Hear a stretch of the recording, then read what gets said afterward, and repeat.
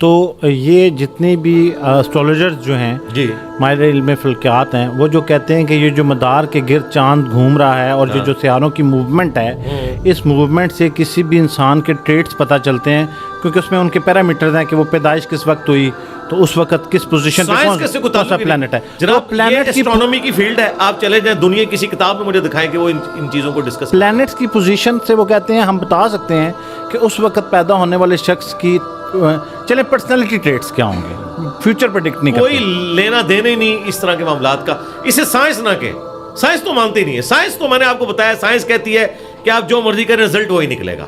تو یہ ہمیں بتا دیں تو بڑا آسان ہو گیا مسئلہ کہ ہمیں یہ ایک سائنس کے رولز ہیں نا، سائنس کے رولز ہیں، یہ ہمیں رول بتائیں کہ یہ رول ہوگا اس کا یہ رزلٹ نکلے گا. یہ تو پریڈکٹ کر رہے ہوتے ہیں. پریڈکشن سائنس پریڈکٹ نہیں کرتی، سائنس آپ کو ڈیفینیٹ بتاتی ہے. لیکن سر جس ایگزامپل کو یہ کوٹ کرتے ہیں ویدر پریڈکشن کو، تو وہ کہتے ہیں وہاں پہ بھی تو پریڈکشن نہیں، پریڈکشن نہیں ہے، بالکل نہیں ہے. سائنس نے آج تک ویدر کو پریڈکٹ نہیں کیا. آپ کو کس نے کہہ دیا؟ سر جب آ رہے ہیں اتنے پرسنٹ چانسز ہیں بارش کے اور کبھی ہو بھی سکتی ہے، یا 5% کا مارجن بھی. جی وہ کیوں دیتی ہے؟ وہ کہتی ہے ڈیفینیٹ علم نہیں ہے. سائنس کہے گی جب تک بارش نہیں نہ ہوگی ہم نہیں مانیں گے. یہی تو سائنس کی خوبی ہے. سائنس اٹکل پچو نہیں چلاتی ہے، وہ پریڈکشن کہتے ہیں اسے، سائنس نہیں کہتے. وہ یہ کہتے ہیں کہ جی ہواؤں کی یہ رفتار ہے اور یہ بادل اس وقت تک یہاں پہنچ جائیں گے اور بارش ہونے کے چانسز ہیں. ڈیفینیٹ نہیں بتا سکتی.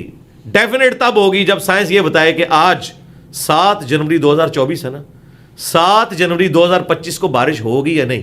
جائیں سائنس سے پوچھیں، وہ کہیں گے نہیں ہوگی. وہ کہیں گے آپ نے ہمیں نا 7 جنوری 2025 سے 2 دن پہلے پوچھنا ہے، ہم دیکھیں گے. تو یہ تو کوئی بھی بتا سکتا ہے. یہ کون سا کمال ہے؟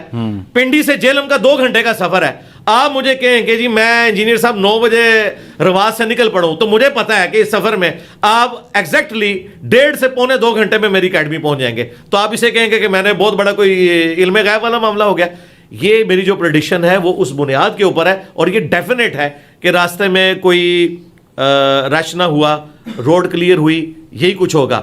اور اگر یہ ساری چیزیں ہیں، آپ 50 دفعہ بھی گاڑی پنکچر کیے بغیر، رش کے بغیر رواس سے جیلم آئیں گے، ہمیشہ 1.5 سے 1.25 گھنٹے میں ہی پہنچیں گے. یہ نہیں ہوگا کہ ایک دفعہ آپ 1.5 دن میں پہنچیں.